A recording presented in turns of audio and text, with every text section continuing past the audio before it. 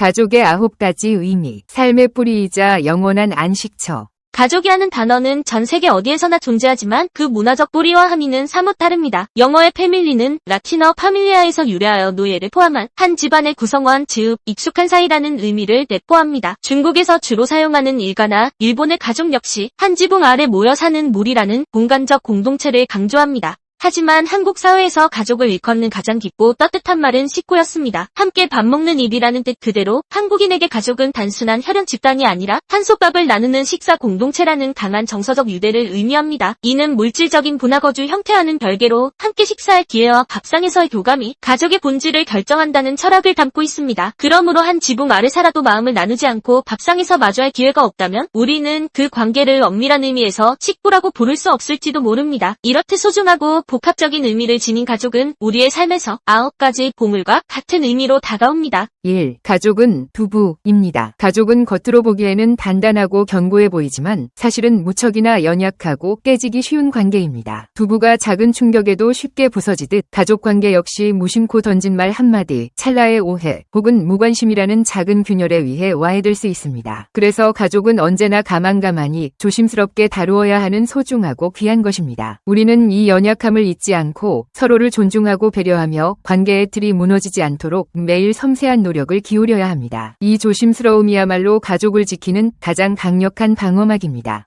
2. 가족은 붕어빵입니다. 추운 겨울 가장 절실하게 생각나고 가장 빠르게 손을 뻗게 만드는 음식처럼 가족은 삶의 고비나 외로움이 찾아왔을 때 무엇보다도 먼저 떠오르는 안식처입니다. 붕어빵을 급히 먹으면 입천장을 대듯 가족을 대할 때도 성급함이나 이기심을 보이면 서로에게 상처를 입힐 수 있습니다. 그리고 붕어빵의 진정한 가치가 겉에 밀가루가 아닌 속 깊이 숨겨진 따뜻하고 달콤한 단팥에 있듯이 가족의 진정한 사랑과 유대는 화려한 겉모습이 아닌 서로에 대한 이해와 헌신이라는 내면의 존재합니다. 겉모습이 아닌 속의 진심을 나누는 것이 바로 가족의 본질입니다. 3. 가족은 바카스입니다. 고된 하루의 끝에 마시는 바카스가 육체의 피로를 풀어주듯 사랑하는 가족의 얼굴과 따뜻한 목소리는 하루의 피로와 스트레스를 모두 잊게 해주는 심리적 피로회복제입니다. 외부 세상에서 받은 상처와 고통을 가족은 조건없는 사랑으로 감싸 안아줍니다. 가족은 우리가 가면을 벗고 가장 솔직한 모습으로 돌아와 온전히 쉴 수 있는 안전지대이며 이 에너지 덕분에 우리는 다음날 다시 세상을 향해 나아갈 힘을 얻습니다. 가족의 사랑은 그 어떤 영양제보다 강력한 치유의 힘을 가지고 있습니다.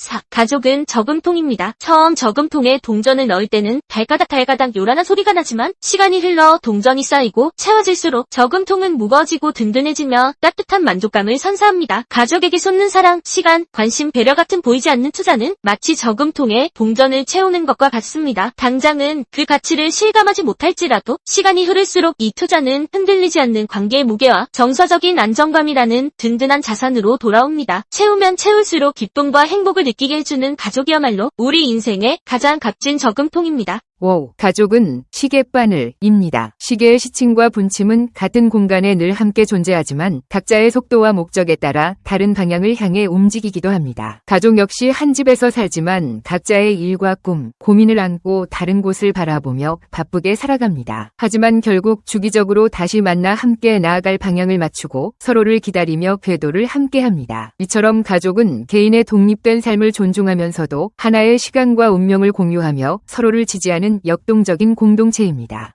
6. 가족은 화초입니다. 아름다운 화초가 정성스러운 애정과 꾸준한 관심 없이는 시들고 말라버리듯 가족 관계 역시 지속적인 보살핌이 필요합니다. 가족에게 물과 햇빛을 주는 것은 대화, 칭찬, 공감, 그리고 기념일 챙기기와 같은 섬세한 노력입니다. 애정과 관심을 얼마나 주고 가꾸느냐에 따라 가족은 아름답게 꽃을 피울 수도 있고 아닐 수도 있습니다. 가족은 거저 얻어지는 행복이 아니라 매일매일 정성을 다해 가꿔야 하는 생명력 있는 관계입니다. 7. 가족은 진입로입니다. 복잡한 도로에서 진입로에 들어설 때는 반드시 양보와 배려가 필요하듯 가족 관계에서도 상대방의 삶과 감정 영역에 들어설 때 늘 배려하는 마음이 있어야 충돌 없이 조화로울 수 있습니다. 내 주장만을 내세우거나 내 방식대로만 움직이려 한다면 관계는 정체되거나 파국에 이르게 됩니다. 서로에게 안전한 진입로가 되기 위해서는 상대방의 속도를 존중하고 기꺼이 나의 공간을 내어주는 양보의 미덕이 필수적입니다. 이 배려의 공간이 가족을 아름답게 만듭니다. 8. 가족은 풍선입니다. 누군가가 따뜻하고 부드러운 입김을 불어넣으면 풍선이 날아갈 듯 부풀어 오르는 것처럼 가족은 칭찬, 격려, 그리고 인정이라는 따뜻한 말 한마디에 크게 반응하며 행복으로 가득 차오릅니다. 가족 구성원의 자존감과 행복은 서로가 불어넣어주는 긍정적인 에너지에 의해 결정됩니다. 특히 힘들고 지칠 때 불어넣어주는 격려의 입김은 가족 전체를 띄워올리는 강력한 힘이 됩니다. 가족은 서로에게 희망과 행복을 불어넣어주는 공동체입니다. 9. 가족은 밥입니다. 하루 세끼밥을 꼬박꼬박 먹어도 다음날 또 배고픈 것처럼 가족 간의 사랑과 관심 역시 꾸준히 채워야 살아갈 수 있는 필수 영양분입니다. 어제 사랑한다고 말했더라도 오늘은 또 새로운 사랑과 관심의 표현이 필요합니다. 가족은 끊임없이 소통하고 서로를 확인하며 사랑을 공급받아야 유지되는 생존 공동체입니다. 밥을 굶으면 몸이 병들 듯 사랑을 굶으면 마음이 병들고 관계가 소원해집니다. 이 지속적인 관심과 사랑의 공급이야말로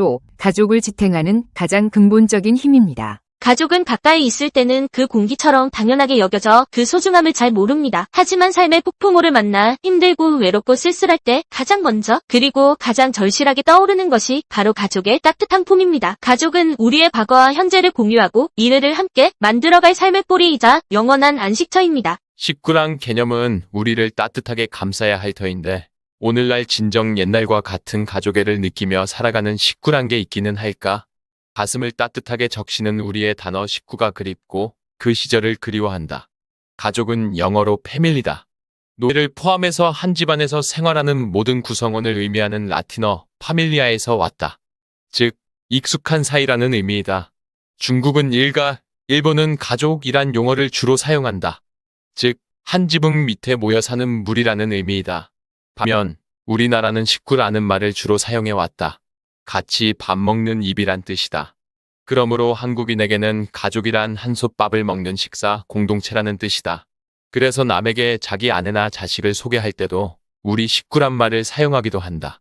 이렇게 볼 때 한 집에 살아도 한 상의 밥을 먹지 않거나 식사를 할 기회가 없다면 엄밀히 말해서 핏줄이기는 해도 식구랄 수는 없다.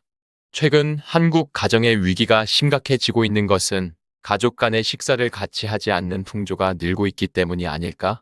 몇 년 전 뉴스에 나온 고된 이민 생활 속에서도 6남매를 모두 예일대와 하버드대에 보내 미국 최고 엘리트로 키운 전혜성 여사도 자녀 교육의 비결을 묻는 질문에 무슨 일이 있어도 아침 식사는 가족이 함께 했다며 밥상머리 교육의 중요성을 강조했다. 요즘 우리 생활을 들여다보면 실제로 식구가 얼굴 맞대고 대화할 수 있는 기회가 밥상머리뿐인데 오늘날 우리나라 가정에서는 온 식구가 한 밥상에서 같이 식사하는 경우가 얼마나 있는가 생각해 볼 필요가 있다.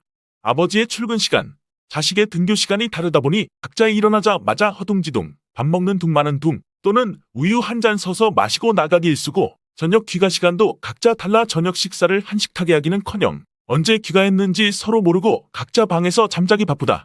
이런 일상의 연속이니 밥상머리 교육은 고사하고 어떤 때는 며칠간 얼굴 못 볼 때도 허다하다.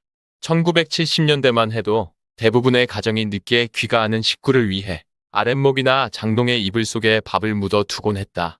밥의 온도는 곧 사랑의 온도였다. 자식이 아무리 늦게 들어와도 어머니는 뜨끈한 국과 따뜻한 밥을 챙겨주셨다.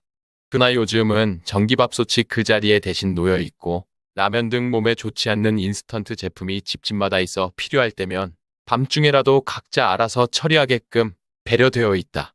요즘 밤늦게 들어와 아내에게 밥상 차리라고 했다간 이 시간까지 밥도 못 먹고 어딜 돌아다녔느냐고 핀잔 듣기 십상이고 부엌에 라면 있으니 끓여 먹으라고 한다. 느닷없이 소낙비 오는 밤 버스 정류장에는 우산을 받쳐들고 언제 올 줄도 모르는 식구를 기다리는 그 많은 모습을 요사이는 왜 볼 수가 있는가? 그러나 요즘 주부들의 태반이 나름대로 직장과 할 일을 갖고 있으니 충분히 이해할 수도 있어도 현실은 그렇다. 자식이 뭐 좀 해달라는데 해주지 못했을 때는 고개 숙인 부모를 향해 자식은 도대체 해준 게 뭐 있느냐고 따지고 들 때도 있다. 옛날에는 아내와 자식이 가장의 위압적인 언사 때문에 상처받는다고 하지만 요즘은 가족들이 던지는 무심한 투정 한마디에 가장은 속마음에 피멍이 들 때가 있다. 단지 자기 소치인 양 말하지 않고 지낼 뿐이다. 누가 말했던가?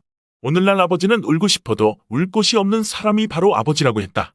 오늘날 대부분의 아버지는 직업 형편상 귀가하는 시간이 대체로 늦다. 그래서 식구들이 가장을 기다리다가 먼저 잠자는 경우가 많다. 어쩌다 아이들이 깨어있더라도 컴퓨터나 휴대전화에 정신이 팔려 제 방에서 건성으로 인사만 건넨다. 그러니 밥상머리 교육이나 대화는 기대하기 힘들고 나아가 얼굴은 자주 못 보더라도 서로 각자의 시간과 생활은 간섭이나 침범을 하지 않았으면 하는 바람이 찬바람 불듯 집안 분위기를 냉각시킨다.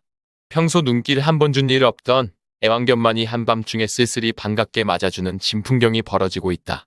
그래서 품 안에 자식 대하듯 애완견 재롱에 푹 빠진 가장을 보면 뭐라 말할 수 없는 쓸쓸함이 밀려온다. 한 집에 살지만 잠만 집에서 자는 동거인에 불과해진 오늘날 한국 가족의 현실이 서글퍼진다. 오늘날 또한 우리에게는 생각하는 것이 없다. 주소 뭐뭐뭐 번지 부모가 살고 있는 집에서 태어나지 않는다. 병원에서 태어나고 돌잔치, 생일잔치 모두 다 레스토랑이나 호텔에서 갖는다. 그러다가 회갑, 칠순잔치도 집 밖에서 하며 죽을 때도 병원에서 죽는다. 이러고 보니 생가가 없다. 전부 다 집 밖이다. 조상과 부모의 채취가 어려있고 나의 첫 울음소리를 내품었던 집은 이제 찾아보기 힘들다. 이렇게 볼 때 엄밀한 의미에서 나의 생가, 나의 고향은 어디인가? 요즘 가족잔치는 집에서 손수작만 하고 따뜻한 정이 오고 갔던 그런 분위기가 아니고 집 대신 외부의 음식점이나 호텔로 손님을 초대하는 사실상 체면 흥행 이벤트로 변질되어 버렸다. 이렇게 생각을 정리해보면 가족과 가정의 해체는 결국 식구의 소멸과 지배부재에서 비롯됐다고 해도 과언은 아니다. 시와 사회가 아무리 변해도 자식이 결혼으로 분가하기까지는 가급적 한 집에서 식구들과 지지고 볶는 생활을 갖는 것이 진정한 식구이며 삶의 행복이 아니겠는가? 요즘 우리에겐 식구란 게 있는가? 과연 존재하기는 한 것인가?